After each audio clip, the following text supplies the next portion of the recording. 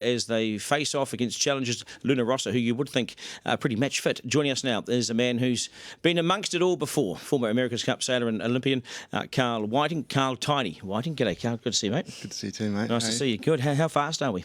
Well, that's the big question.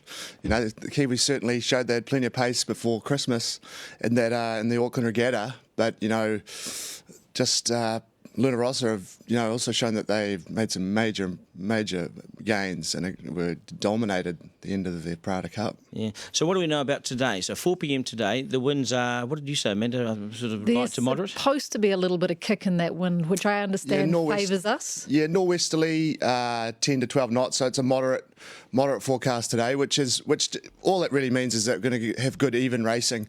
As there's not going to be too much. If it's light winds, it can become a bit of a lottery. Yes. But so no, it's a moderate forecast. Does it favour one of the teams? That's the crazy thing about the America's Cup is we don't know, and this is as history shows, you don't know until both boats come off the line. No, this is not just some sort of shadow boxing. This is the real deal. Is the start's important? We know this. Yeah, but correct. Do you win the start, win the race, or is it not like that? Quite possibly. If there's a strong favour to the course, then you win the start. Definitely, it's that winning the start and getting that first cross is critical. But the fastest boat will win the America's Cup. You could start great all you like, but if you're in a slower boat, you're not going to get 7 wins. What's Burling like at starts? Does he have a reputation for starts? He doesn't have a reputation for starts. He's probably a little bit unorthodox. He doesn't come from a traditional match racing background.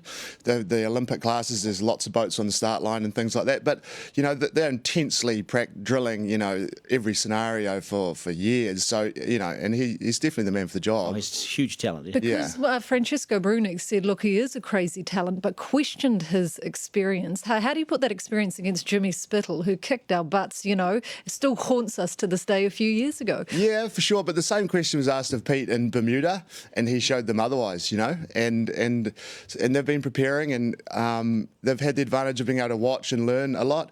Definitely proud of a match fit. They've raced more than any other team that's been in New Zealand for the America's Cup. So they're certainly ready to go. Is there any?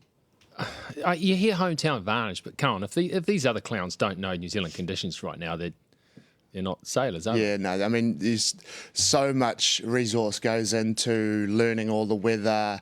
There are boats out there recording data. You've got all this technology now with the weather buoys and things like that. And Team New Zealand have been preparing here, so they probably had an advantage earlier on in the piece with motoring their boats and things. But everyone's here long enough now that that they're just maybe not as many as Italians on the race course as there would have been if they're allowed to travel.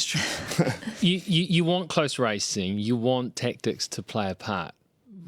What's more important, being able to sail your boat fast, or be able to outsail, let's say, tactically the opposition? It's a combination of both. If you have a fast boat, you typically look really good tactically. So, you need to be able to get your boat up and going. You need to sail to your strengths. And what's going to be the real battle, the duel at the start today with 2 races, is these guys are going to be very quickly gauging where they're quicker, where they're a little bit slower, all of these sorts of things. And today, when they go back and debrief after today, there's a lot of knowledge that they're going to gain and how they prepare for the rest of the regatta. It seems really crucial that we do win and hold this thing, because increasingly to me it looks like it's really hard to get your hands on the America's Cup. Look how difficult it's been here, only a few teams here, and that was even before COVID. Yeah. So we hold this thing, we could hold it for a long time. Yeah, potentially. We certainly, it's an exciting future for the sport. This class is really young. They're still in the early days of these boats, and the racing is, only going to improve. That's for sure. And it's an exciting future. Yeah, good stuff. Hey, nice to see you, former America's Cup sailor and Olympian Carl Whiting. Appreciate your time. Nice to see you, mate. It is 22 minutes.